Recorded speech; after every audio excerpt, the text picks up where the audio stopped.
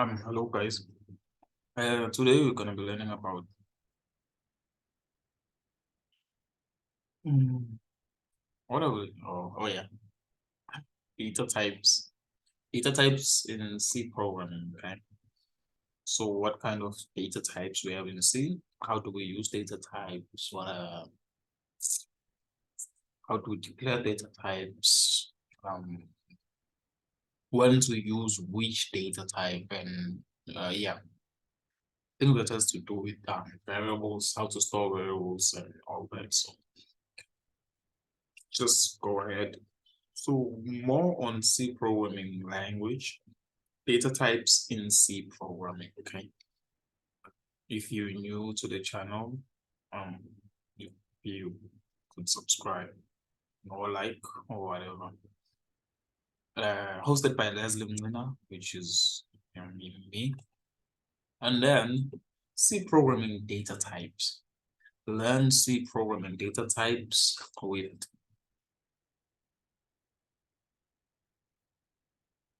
data types in C programming.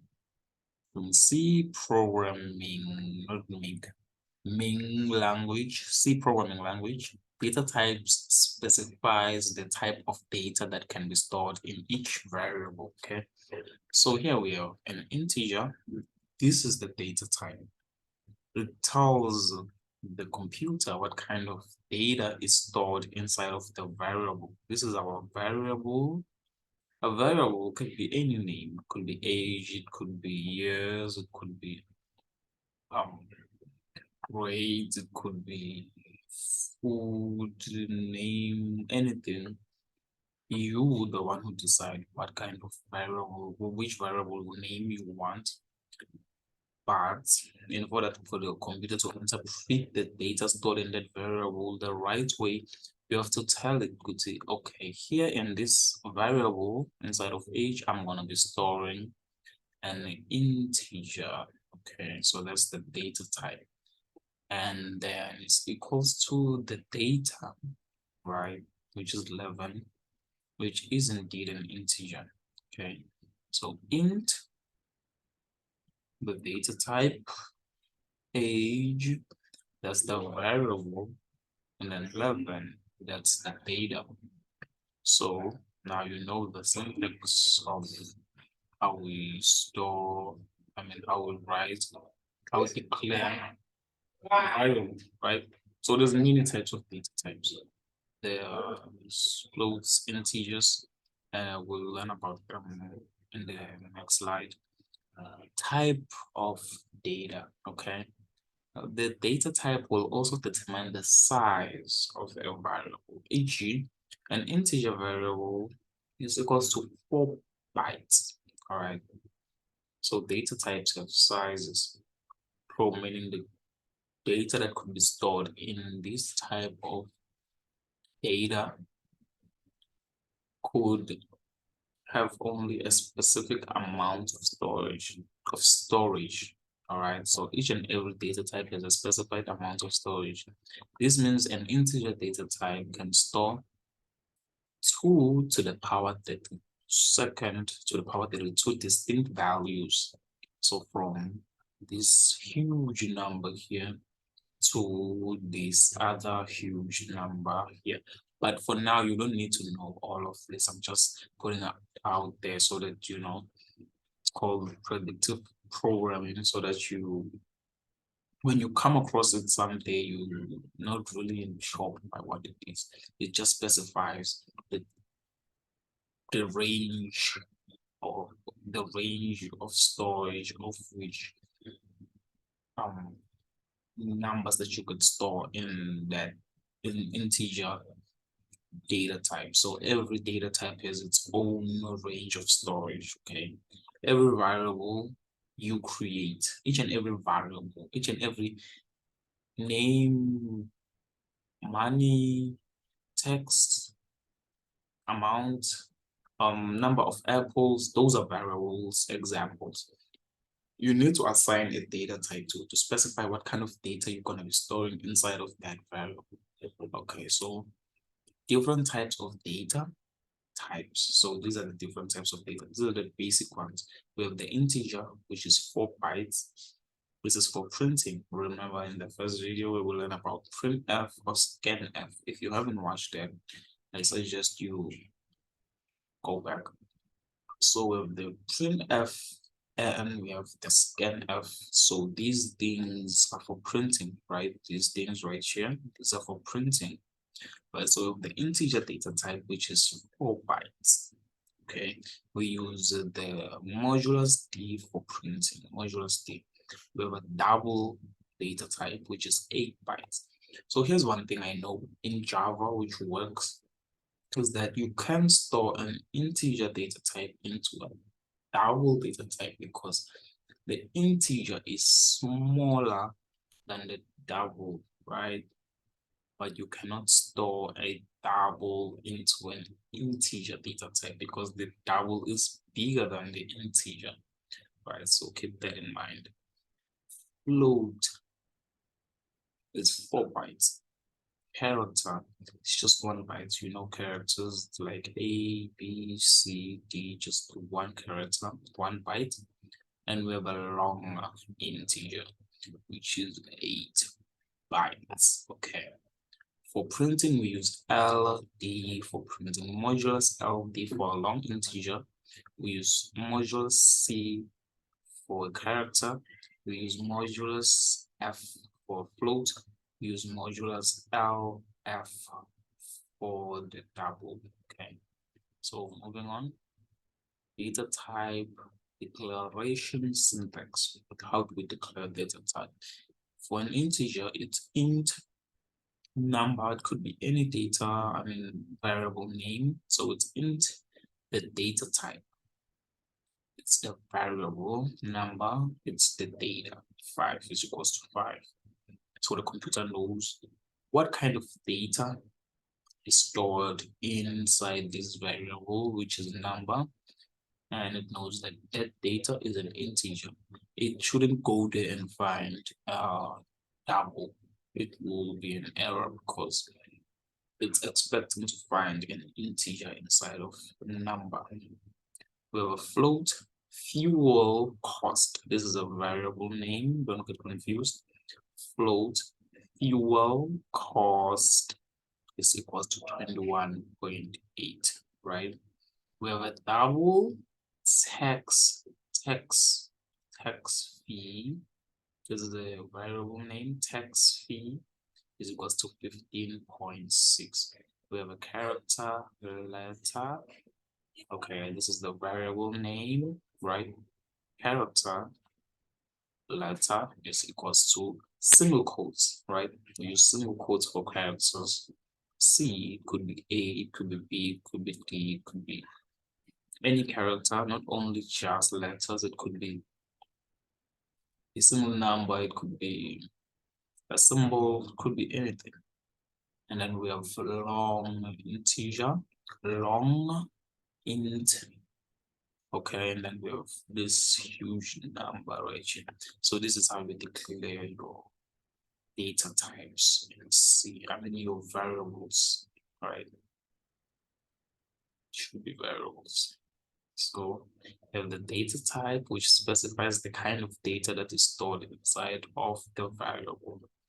Okay, so moving on. Declaring a string in C programming language. So to declare a string in C programming it's a bit it's not tricky, it's a bit different from the ones that other programming languages we use to, we just say string is equals to blah blah blah. Okay, it's different. So the thing is, C doesn't support the string.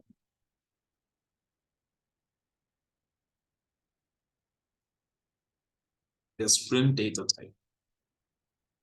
And so how do you declare a string? Because you need to use strings which are not supported in C.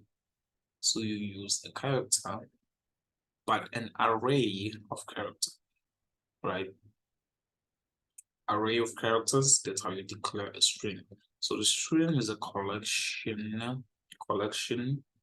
linear collection of characters or an or n, sorry, it's supposed to be n array of characters, right? C programming does not support string data types, so we use the character data type instead, right? And create an array of characters instead. So let me show you how. To declare a string, we just say character, right? The variable name, it could be any name, character. We use the character data type. Variable name, name, um, city, town, car, um, um, number of people. That's the um variable name. It could be any name that you specify what kind of data you're trying to store in your string, right? So array size. So here's the thing: you're supposed to specify how many characters would be in your string, right? So if you say your string has 1, 2, 3, 4, 5, 6 characters, and then here the array size you put 3, when you try to display it, the the program will just print out the 3 that you've specified here, and it will leave the rest out.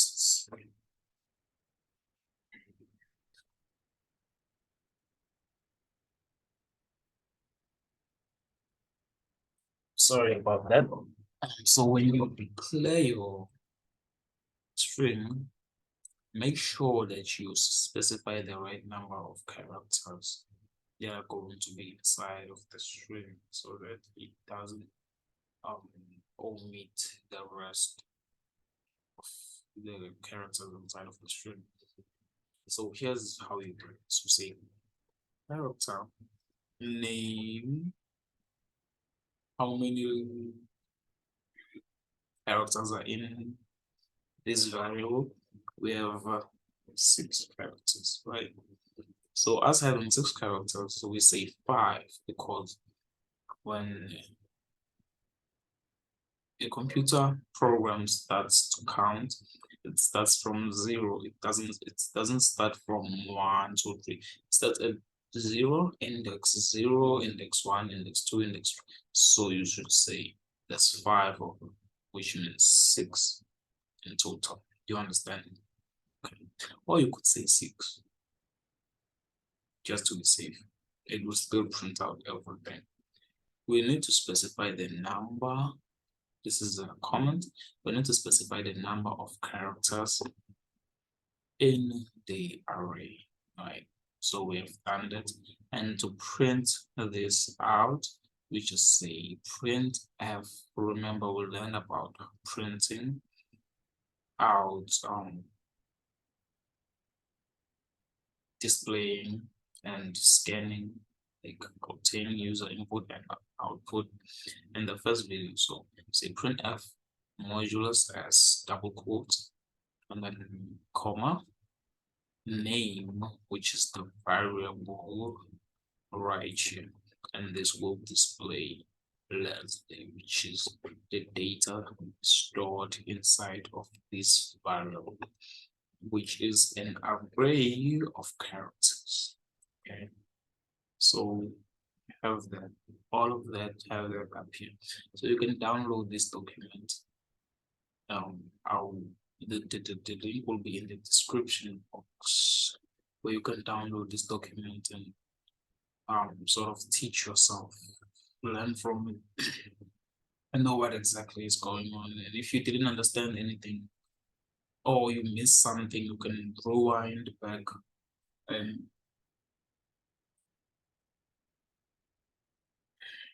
try to understand what we're talking about. Because for now, we're still learning the concepts. We haven't yet started down programming, so we're still learning the concepts behind the programming language. So, quick recap. In C, we have various data types, okay? Many data types. Every data type has a size and a specific kind of data it can store, right? You need to specify the type of data you will be storing in each data type, in each variable. So each variable you have to say, oh, I'm going to be storing an integer number. I'm going to be storing a floating point number, which is a decimal number, a number with a decimal point. Okay. I'm going to be storing a character. I'm going to be storing an array of characters. So you need to specify. So strings are not supported in C, right? So to declare a string, you use an array of characters. So that just about sums it up for this video. So see you on the next one.